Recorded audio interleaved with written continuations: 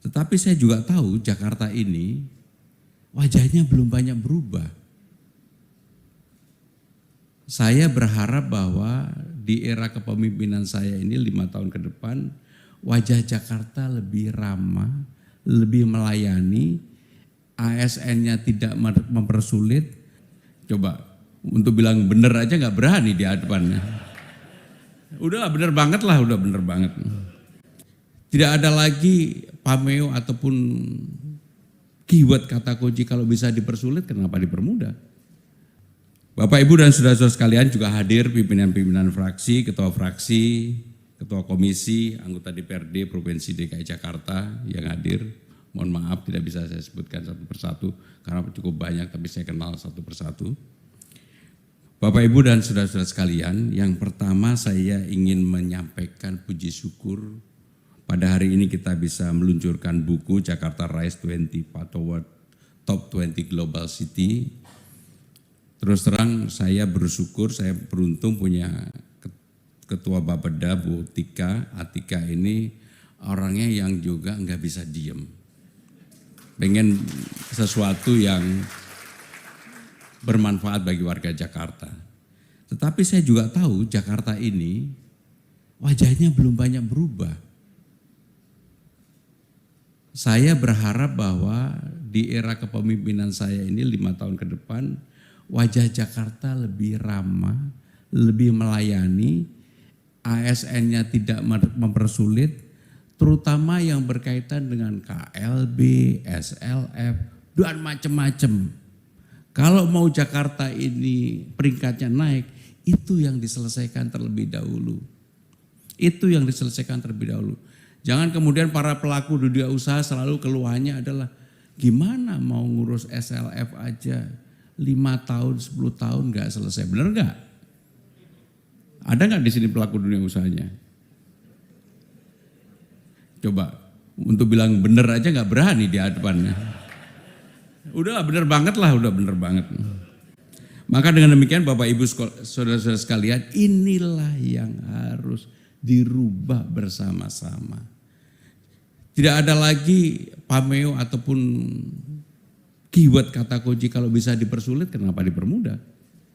Yang ada sekarang adalah mari sama-sama kita bantu menyelesaikan persoalan yang ada di lapangan, yang ada di Jakarta ini.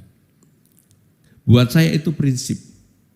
Sehingga dengan demikian nggak perlu kemudian kita misalnya lah, Jakarta tahun 2045 pasti bisa nomor 20 dunia. Kalau tidak dirubah dari sekarang nggak bakal bisa. Sehingga dengan demikian itulah yang menjadi kata kunci utama. Saya juga bersyukur saya termasuk ikut menyusun naskah akademik Undang-Undang nomor 2 tahun 2024. Saya penyusun naskah akademiknya.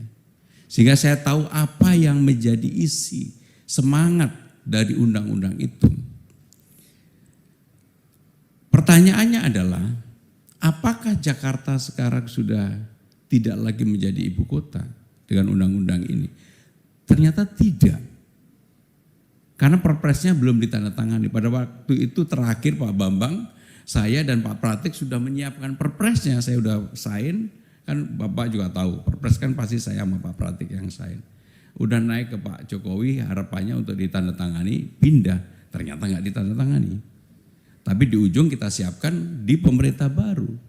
Ternyata sampai hari ini juga belum ditandatangani. Artinya bahwa Jakarta de facto masih menjadi ibu kota negara. Maka untuk itu, apa yang harus dicapai dengan Jakarta menjadi kota global? Maka salah satu hal yang paling mendasar, Jakarta tetap menjadi epicentrum ekonomi nasional, Jakarta menjadi kota global. Kalau nanti ibu kota negara sudah sepenuhnya pindah ke IKN, maka Jakarta akan menjadi ibu kota ASEAN. Yang selama ini tidak pernah kita branding sama sekali. Tidak pernah. Padahal Jakarta ini memang ibu kota ASEAN, kantor ASEAN aja di sini. Maka dengan demikian itulah yang akan kita jadikan kita branding. Tadi saya sudah menyampaikan Jakarta sekarang ini posisinya 74. Kalau saya, dan ini juga menjadi pendorong penyemangat di internal ASN di Jakarta, kalau kita mau memberikan pelayanan yang lebih baik, mudah-mudahan jangan berpikir naik kelasnya di level 20 karena itu perlu waktu yang panjang. Kalau saya minimal nyalip Kuala Lumpur, nyalip Manila, kalau bisa 50 itu udah top markotop. Udah top markotop. Dan saya yakin bisa. Apa yang perlu dirubah? Karena saya udah baca surveinya Kearney detail, Bu. Di Jakarta apa yang pertama, identiti kebudayaannya harus jelas. Yang kedua, transformasi perubahan untuk memberikan pelayanan terutama di birokrasinya harus lebih terbuka.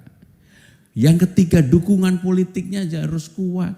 Yang keempat, komunikasi publik ke internasionalnya harus dibuat lebih transparan dan terbuka.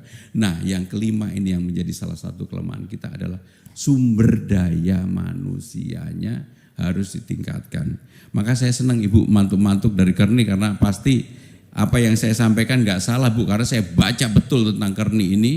Karena saya pengen kalau merubah Jakarta ini salah satunya adalah seperti yang diharapkan kita bersama, kita bisa naik kelas.